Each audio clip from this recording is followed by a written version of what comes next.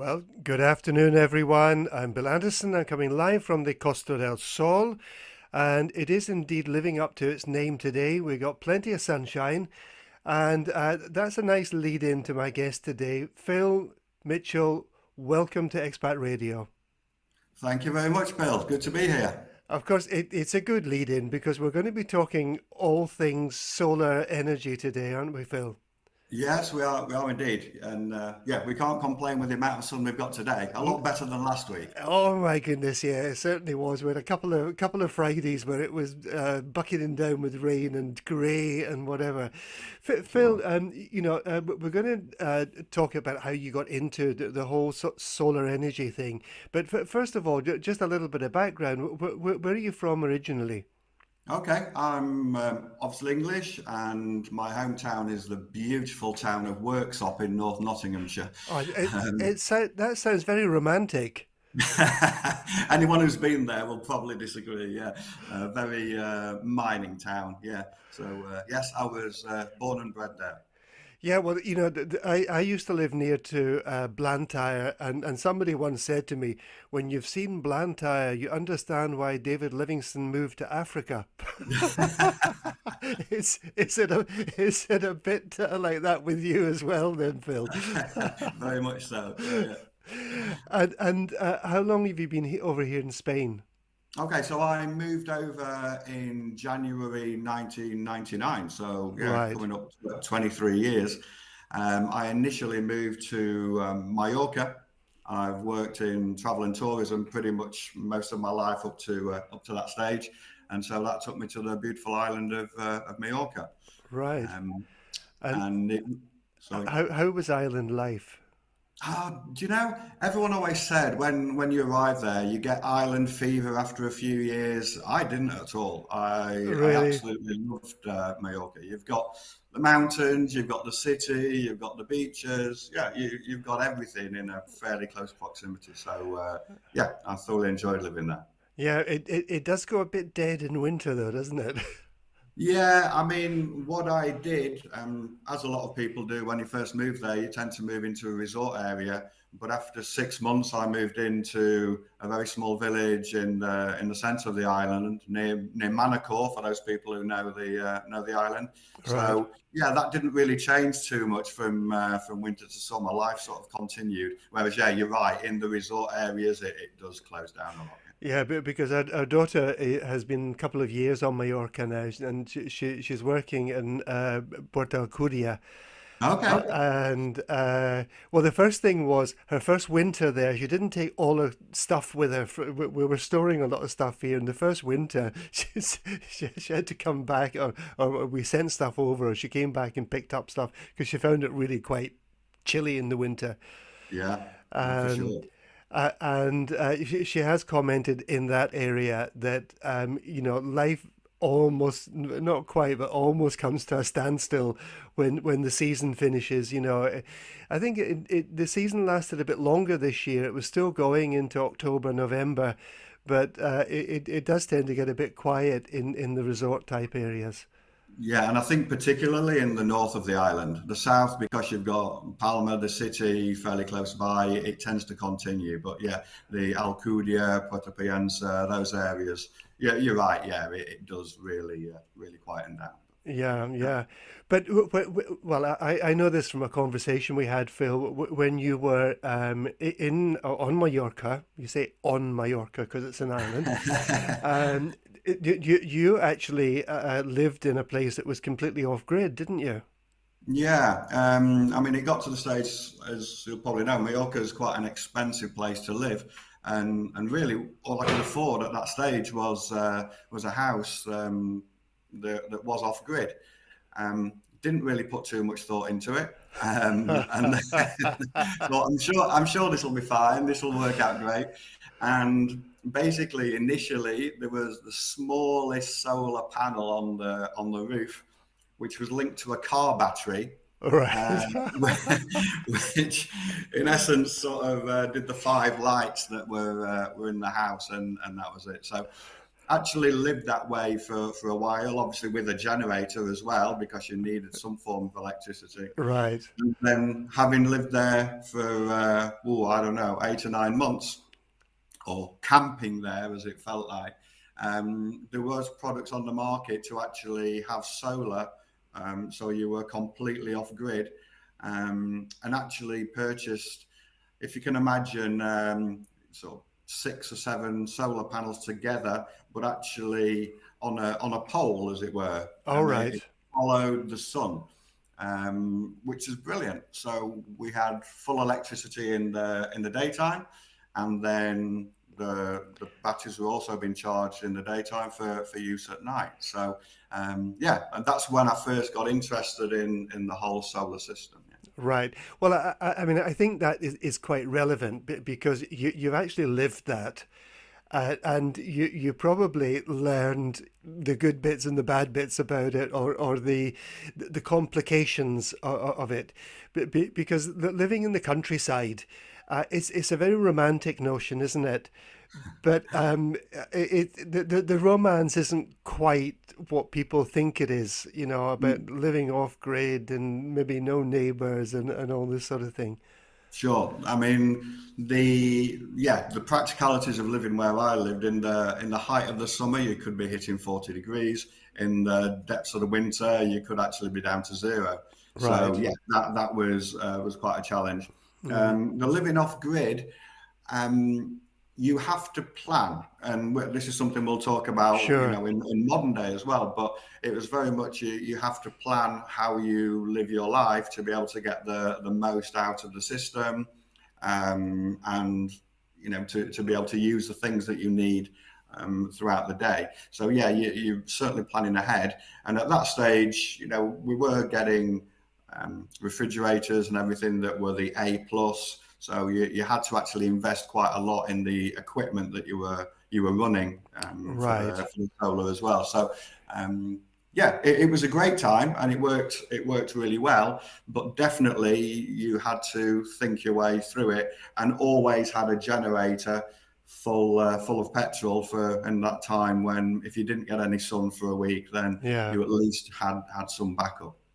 Yeah, and I know that there will be people listening here who understand this, but it can be cold and sunny at the same time, isn't it? Even down here, I mean, it says it's 21, 22 degrees today, but there's still a kind of freshness in the air, and it was Yeah. about.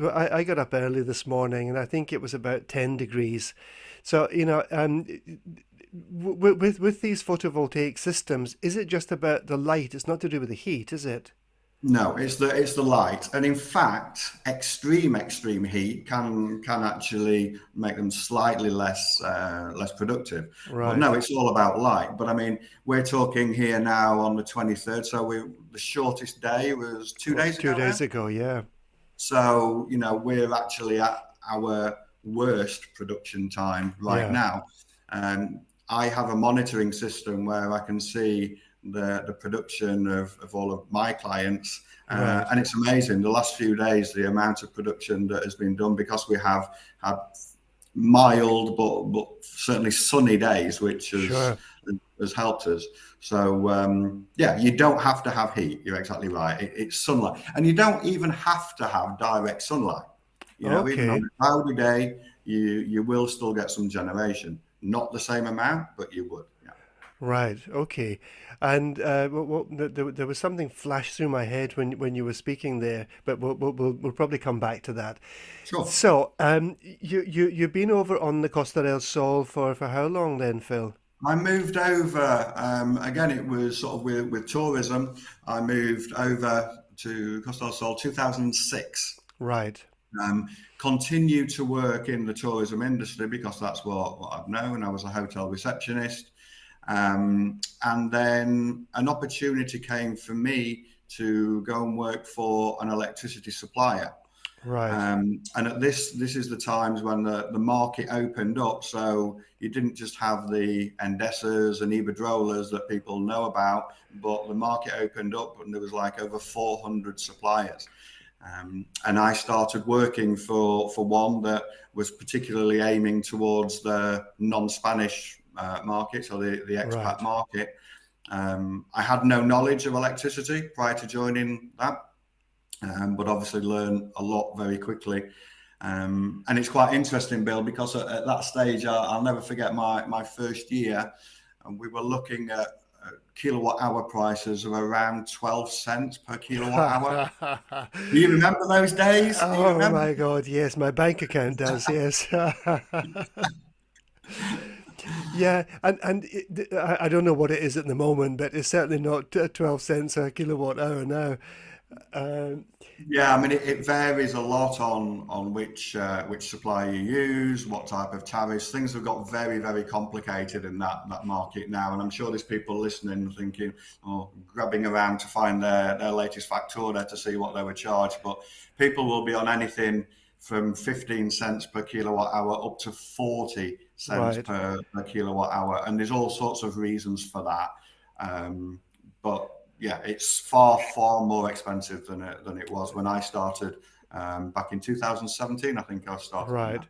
And the other thing that people might not know about Spain, because I hadn't experienced this until I came to Spain, was what they call potencia, and that is basically the size of the fuse you have in your fuse box that allows, X amount of electricity through into your house. But then the standing charges go up quite significantly with the increase in the sort of power allowance, don't they? I, yeah. Exactly, that's nail on the head. So each property in Spain has what you call the potencia. In the olden days, remember when we had the meters with the dial on them rather than the new digital meters? It almost didn't really matter, because if you were asking for more potencia than you actually had contracted, the Right. system would just let you have it. Whereas now with the new digital meters, you get what you are allocated, What you pay for. and yeah, and if you use more than that, not use more than that, but at any one time, potentially is all about what you can use at any one moment in time. It would trip the system. So it's quite interesting that one of the first things that our customers do when you get a solar system in place is you can actually lower your potentia. In Right. some cases, we would do a study first. Right. But in some cases, you could actually reduce that potentia to your property, therefore reducing the standing charge and saving more money. So, yeah, it all works in conjunction, and that's the thing that people Yeah, need but to. because the standing charges here can be a significant proportion of the monthly bill, can't they? For sure, yeah, and depending on how much electricity you use, but yeah, I mean, if you use very little, the standing charge would certainly be more than your consumption charge, and there's no getting away from that.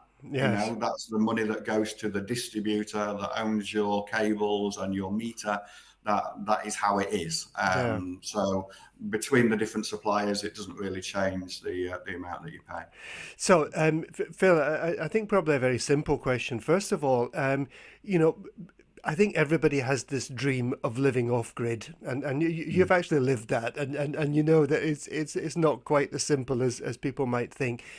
But would you recommend to people that they get systems installed that allows them to go off grid? It's each to their own. Everyone uses electricity very differently.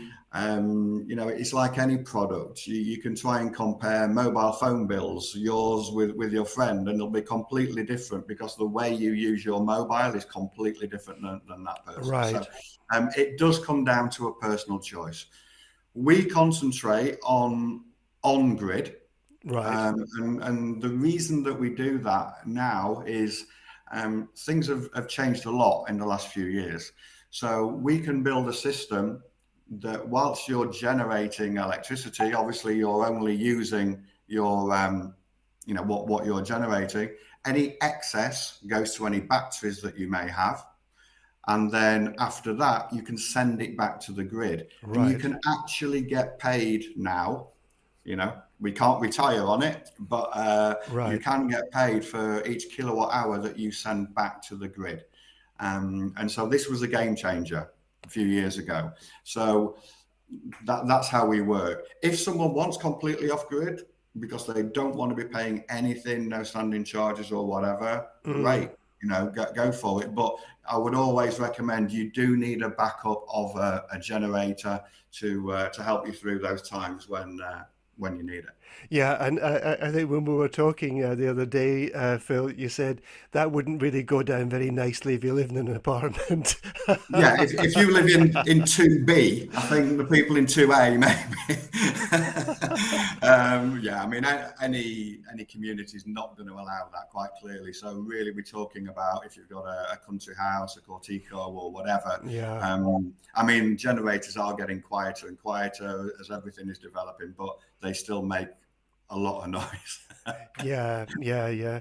And just out of interest, if you were setting up a system for a person, let's just say in a community, in an apartment or whatever, compared to the cost of setting up a complete off-grid system, would there be a lot of difference in terms of the setting up costs, Phil? An off grid is going to cost you more purely and simply because the format of the batteries is different and the Hmm. way the batteries would be recharged.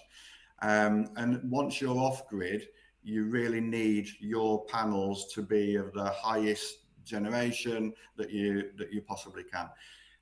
A lot, Bill, comes down to the size of space that you've got available. Right, Because if you think about it, each panel can do so much generation, and if you're a high consumer, you're going to need a lot of panels. So when right, we're building a system for people, we're talking about yes, what is the budget, how much do they consume, but what physical space is of available. course, And, yes, and a big part of my role right now, when I'm talking with a new client, is to get a bill and look at the address on Google Earth so we can actually see how much physical room is available to put panels. right, okay. And I guess, from what you're saying, then, if someone decides they want to get a photovoltaic system, because we're not talking about hot water systems here, we are talking No, about electricity generation. Um, it is going to depend on these different things, isn't it? First of all, what the requirements are, and secondly, how much space they've got. yeah, exactly. I mean, the practicalities, are very important. Obviously, we ideally want a south-facing roof, but we actually do a lot of installations where we could do what we call east and west. So they don't have a south-facing, but we can split the panels between the east and the west. Right, And also, a lot of people don't have a roof that is ideal for solar panels. So we can actually do ground mounted systems. We put them on what's called solar blocks, which creates the natural angle that we need. right. Ideally, between 20 and 30% is an ideal angle. And so if you've got a finca with a lot of land that you don't use, Mm. then that's another option. And we do a lot of those type of installations. So yeah, Yeah. there is a lot to consider, definitely. And we are very fortunate down here, Phil, as you've mentioned, that we're past the shortest day, and it's still light by I don't know 8:15, 8:30 in the morning.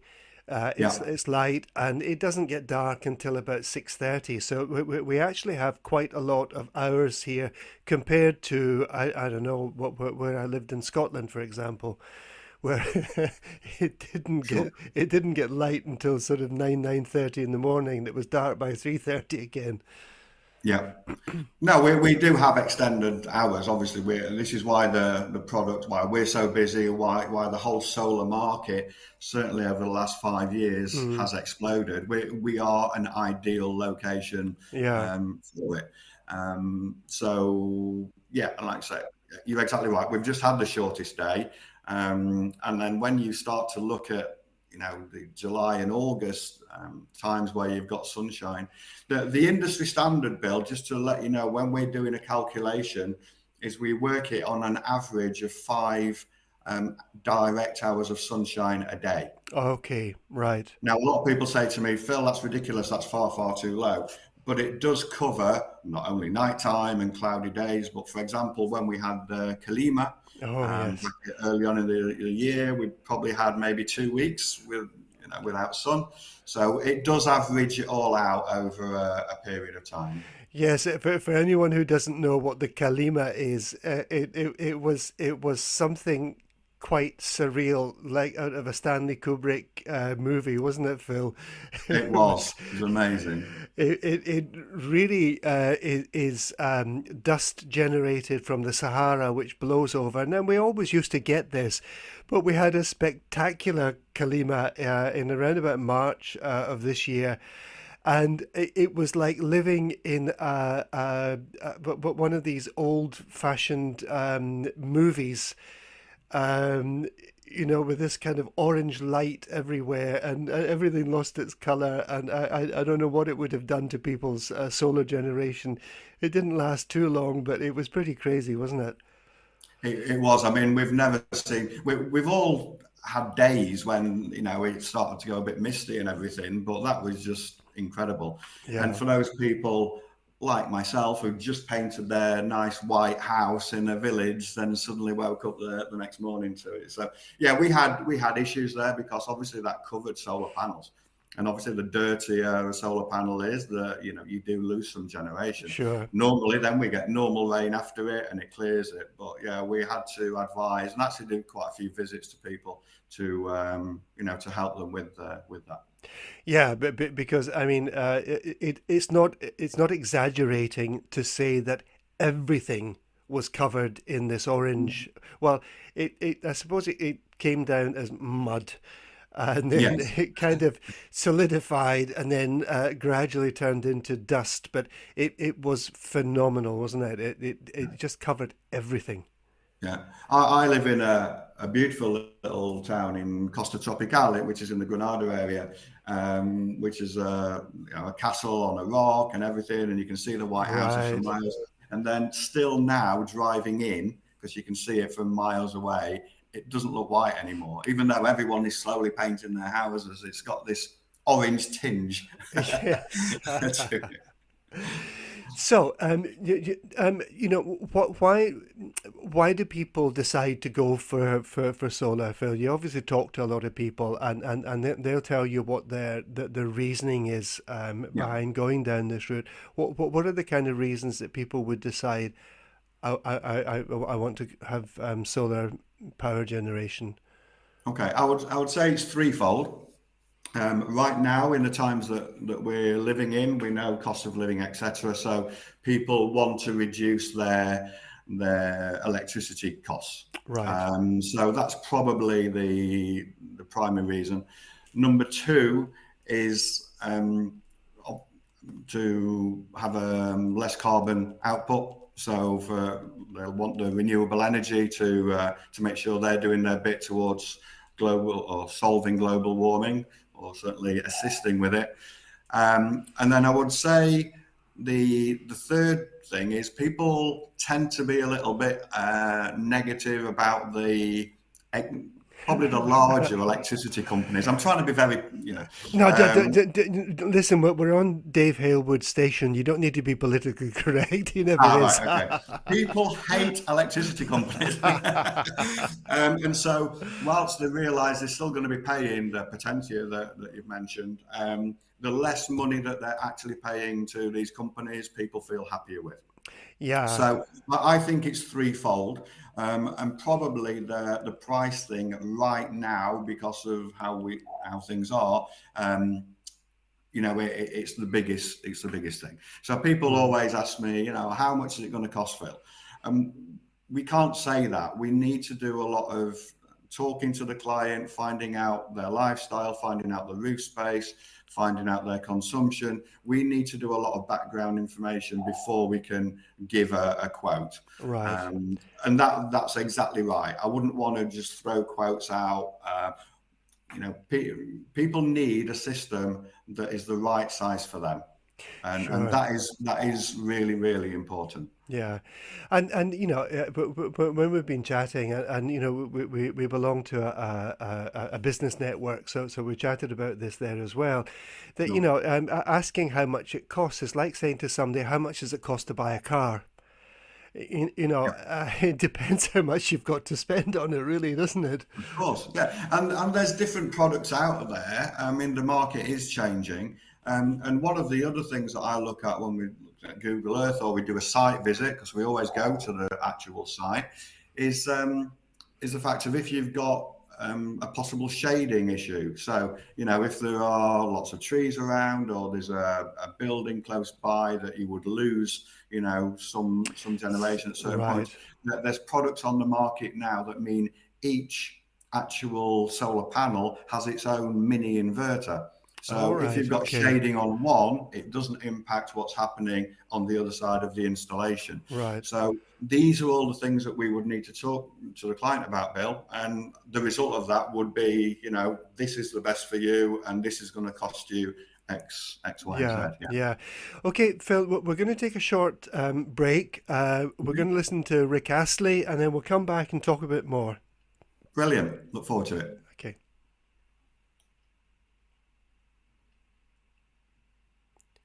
We have silence. Dave's giving us a signal. Okay, right. I've got this is the daft boy question that I get to ask in these kind of things. I think he's got a little technical problem at his end. Can I not just go onto the internet and I don't know, go on to one of the A websites, the Amazon or the AliExpress, and have a look. Oh, solar panels. Oh, I think I'll get these and just install them. And it's a lot less than Solar in Spain are offering the same thing for. What do you think Sure. about that? Yeah. No, we can certainly. Oh, Some people. Oh, oh, yep. Is Rick joining us now, Dave? Okay. Welcome back. I'm Bill Anderson. I'm coming live from the Costa del Sol with my guest today, Phil Mitchell from Solar in Spain. And we are talking all things uh, self energy generation with solar panels in the home. Phil, just before Dave's system went, I don't know what direction it went in. I'm not going to say how he described it. I was saying, what's to stop people just buying some panels off one of these home delivery services and installing it and say, oh, that's me, got my solar installation. sure. No, I completely understand. And we get a lot of that where people get our quotes and then say that they've been online and they've seen something. What our product is all about is not only is it the panels, that's actually one of the more simple parts of it, but also the inverters, the cabling, the licensing that you may need from your local town hall, Right, the registering of the system with Industria, which enables you to legalize it and to be able to get what we call a feed-in tariff. So you can actually get paid for the extra that you're generating. The monitoring system. So you can look at your mobile phone wherever you are in the world, whatever time of day, check to see how much you're generating in your property, how much you're right, using, what state of is your battery. So all of these things make a package, and that's what we do. It's a, dare I say, cradle to grave approach that we have. We right. come out and do the site visits.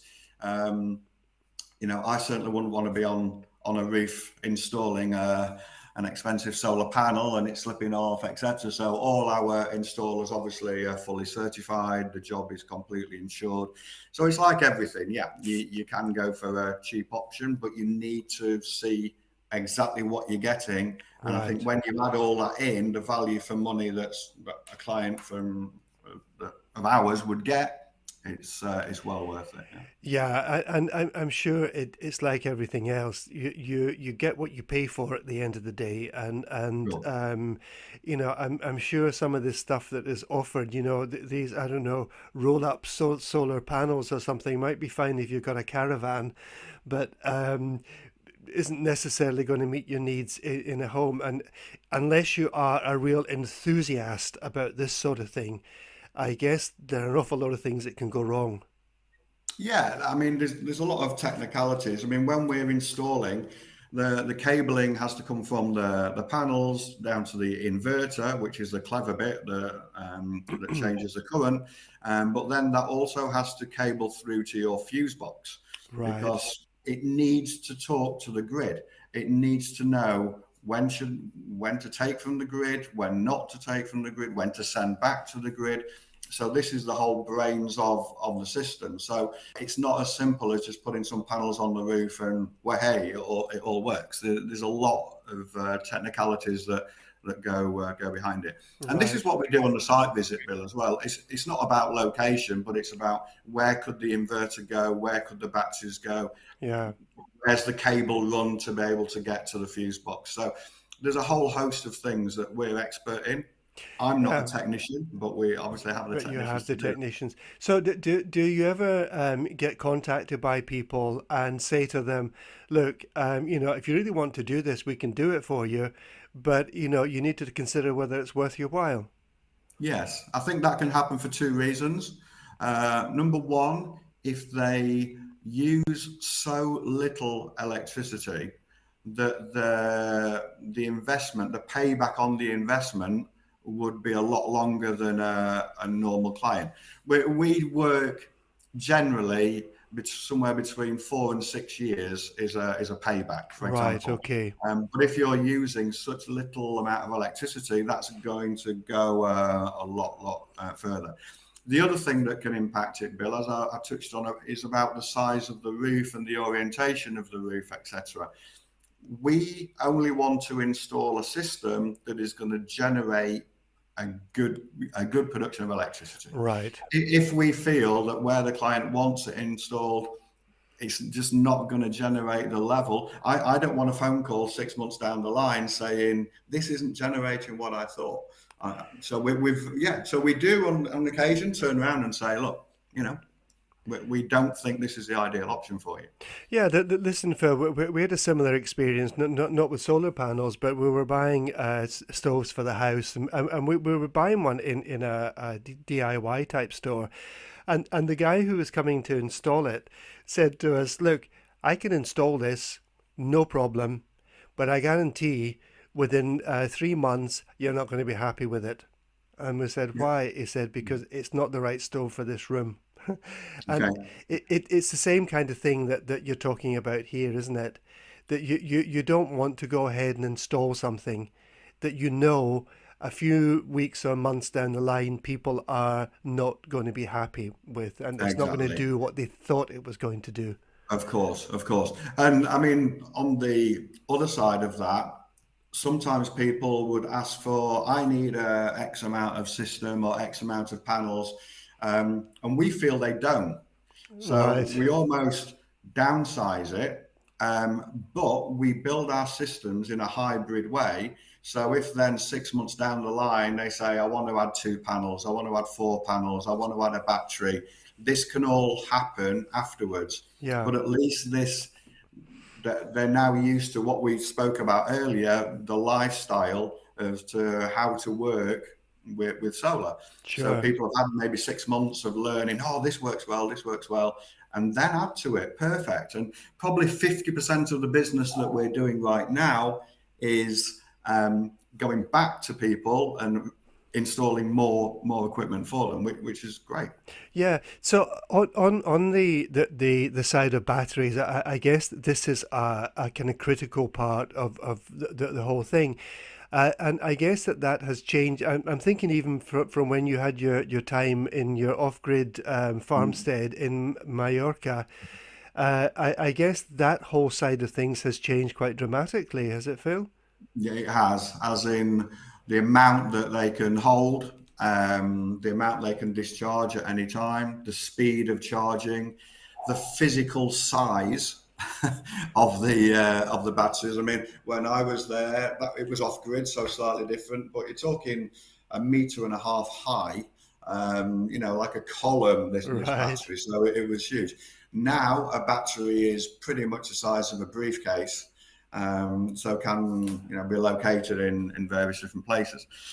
And as we had a chat about the other day, the market is constantly changing. Things are getting smaller, producing more. Every day there's something slightly different on the market. But at some stage, you do need to draw a line in the sand and say, right, I'm gonna go for it and install, the latest technology. And obviously, everything is guaranteed with us as well. So it's going to come down to what's available on the market now, what can you afford, and do you actually need what may be coming into the future? And we can only make that decision based on talking to the client. Yeah, listen, fella, I've just got a message from someone in Finland there whose husband tried to install a solar panel on their sauna, but he had to he had to jump off the roof and ended up with a fractured ankle and a burnt backside. Sorry, not laughing at the poor gentleman who's done that, but it does give an example of don't try this at home. Yeah. So it seems to me, Phil, that in terms of this photovoltaic, it has moved more quickly in the last, I don't know, I may be just making this up, 4 or 5 years than it did for a number of years before that. Because I always used to make the comment, when you look at what's happened in the whole IT industry, and the the forward movement in, I don't know whether it's computers or mobile phones and all this sort of thing. And it seemed to me for a while that on the photovoltaics it was kind of stuck. And Yep, I agree. it didn't seem to have moved forward very much at all. But from what you're saying, it's kind of seems to be taking off now, no? Sure. I mean, there's all sorts happening in the solar industry. We're talking today about domestic systems and whatever, because that's the majority of what your listeners will be looking for. But I mean, that's the whole thing about solar farms now. We have space in Spain. So the big companies are investing in solar farms, and we're getting a higher and higher percentage every year of the total energy output being renewable energy, which is fantastic. You're right, the domestic market didn't do a lot, and that had quite a bit to do in Spain, particularly with what was called the sun tax, where Right. going back, 5, 6 years ago, the government in effect were charging you for the electricity that you were producing yourself, and then actually not giving you any money for the electricity that you sent back to them. Um, Phil, it, you couldn't make this stuff up, really. It's I mean, the other thing about that was it was the law. So they came out with this crazy system, but then they could never actually police it. So I don't know of anyone who was actually ever charged what they were told they were going to be charged. But the right. fact is, it put people off, and it put companies off developing new products, etc., thinking, well, we're not going to be able to sell in Spain while that's the case. Luckily, Right. those days are behind us, and now not only can you get paid for the excess electricity, but there are grants available for people who want to install a system. So. Right. So, if I'm going to make a number up here, Phil, just let's say, you tell me that it's going to cost 10 grand to get a system installed. And I'm thinking, whoa, I don't know if I can really afford that. But if I get, I don't know, 2 grand back, I could maybe afford 8 grand. Is that a good way to sort of plan for this sort of thing? Okay. I would always say budget what you can actually pay out. Right. Um, Okay. and the reason for that is a lot of people will have heard a lot of things about grants. There's two main grants in Spain. One is an EU driven one, and one is a local government or The, comunidad. So Andalusia, yeah, for example, regional government. Yeah. regional government. And so the regional government one right now I'm talking about Andalusia because I'm the project manager for Andalusia, and it does vary differently. Um, but right now, they've said all the available funds have been allocated. So Right. therefore, anyone new is going on a wait list. Um, you also have to be a tax resident. So that means that you're doing your tax return, your declaración de la renta, Hmm. every year. So there's all stipulation. But to answer your question, um, on that scheme, the maximum you can have is 40% of an installation up to the value of €8,000. Oh, right. But Okay. that equates to €3,200, Bill. Right. So if all goes well, we do all the paperwork. At Sure. Solar in Spain, we present all the paperwork, we do the application, we'll do everything for you. But at the end of the day, the last answer comes back from the relevant department. Yeah. We can't be responsible for that. And as I've used the analogy, I don't want a phone call 6 months down the line about it not working, nor do I want a call saying we never got the money that you said we would get. We Yeah. always err on the side of caution Right. So because even if these grants end up being available, it's best for people to actually purchase what they can afford, yeah, and if they get a grant, it could take. Did you say about 18, 19 months or something for yeah, this to it's come on through? average around 18 months. So what I tend to say to all my clients is, look, this is what it's going to cost you. This is what you are going to pay us. We'll do all the paperwork, we'll apply, and then hopefully in 18 months, you'll get a nice little, well, I don't think it's a check through the post. I don't think that exists anymore. But yeah, you'll get a payback, and then let's talk again. That's going to buy a battery for you. That's going to, and then Right. reinvest that money back into the system. That's how I, tend to talk. So Yeah. yes, there are grants available.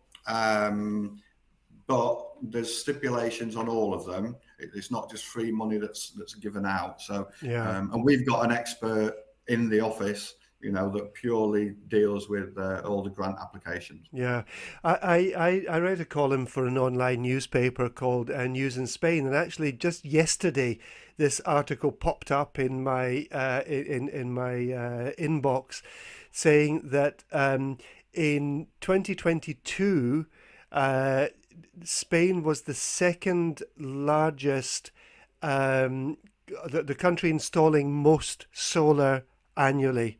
I think Germany came out on top within the Yeah, EU, yeah, and Spain was second, which actually makes a lot of sense to me because of well, as we've said, the amount of not just sunlight but daylight even in winter that we have. sure. And space. And We do have, absolutely, space available here more than so. My brother lives in Germany and has got solar, has had it for years, and the government have been paying him for years. The system was set up far quicker, and that's why they're ahead. yeah. But, hopefully we're catching that up. And when you read that article in a couple of years' time, hopefully it'll be different. Yeah, and I also read another article, which the Diputación de Málaga, for people who don't know, that there's lots of different tiers of government in Spain, even, when you take away central government. And we have this kind of unelected body called the Diputación, and they have announced that they're installing over 2,000 panels on their headquarter buildings in Malaga, and are going to sort of be encouraging other official bodies to do the same. So it is, people are sort of wising up to this, I think, a little bit now, Phil, aren't they? Yeah, for sure. No, and it has to be a way forward. There's no excuse now, really, not to. The products are there, the systems are there, the finance is there. So yeah, and a lot of businesses, a lot of ayuntamientos, the town halls are now very much behind it and putting those on their own roofs as well. Yeah. So yeah, the whole thing has moved forward massively in the last 2 to 3 years, and the projections are that that's going to continue certainly for the next 5 years. So. Yeah, I mean, what I would like to see, and I'm thinking about it from a local authority point of view, being a local councillor here in Spain, I would like to see it being taken on board strategically. to have a plan for the whole municipality. And for Sure. example, the all new builds, because we've got thousands of apartments going up all over Mijas. And for it to be, I don't know, a condition that that there must be a certain amount of energy generated with each new build, because Sure. that would, rather than this kind of random thing, it's like, oh, let's stick a solar panel on top of this bus stop. It's like, Yeah. and uh, Mhm. Sure.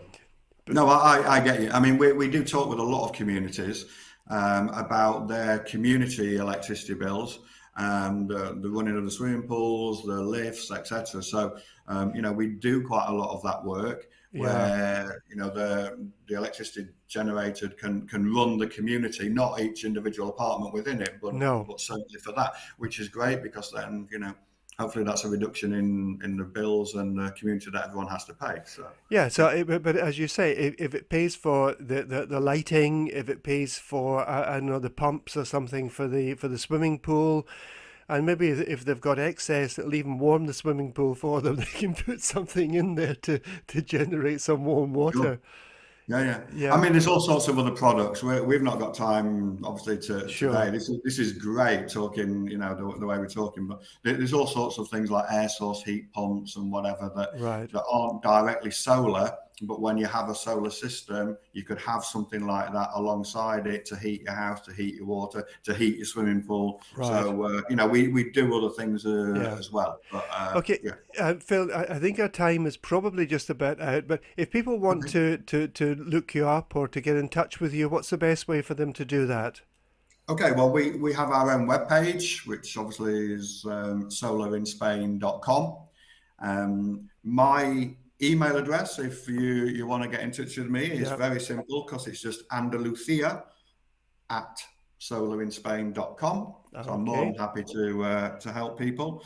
And we do have the office phone number, which is 962 854488. And that actually gets to our central office. But just a word of warning, we're actually closing for next week for Christmas. Okay, Right. so we'll be back open on the second. So that is a Spanish number, yes. So it would That's be a Spanish plus number, plus but three English four. speaking will answer for Yep. sure. So nine Yeah. six two eight five double four double eight, Yes, that's and correct. we'll put that on the podcast as well, Phil. Excellent, excellent. Um, Okay, we got 1 minute. First of all, can I just say, Phil, this is a kind of topic that I'm sure lots of people have lots of questions about. I've tried to ask a lot of those questions on their behalf, but Sure, I think it is the way forward for us. I think it has to be. Can I thank sure. you very much for coming on with us today and sharing your experience, and let me wish you a very happy Christmas. Thank you very much. It's been an absolute pleasure to talk to you. I hope it's been useful, and likewise, a very Merry Christmas to you and all your listeners. Thanks so much, Phil. Thank you, Dave, and to everyone who's been listening in today. Very happy Christmas to all of you. Have a great weekend, and I'll be back next week. Do you want me to keep talking, Dave, or are you? Yeah, he wants me to keep talking. Well, it's going to be for us Christmas Eve that the big celebration here takes place in Spain, and given that my wife is Spanish, we're having the family over tomorrow. But here we are. Have a great Christmas, everyone. Dave, take care.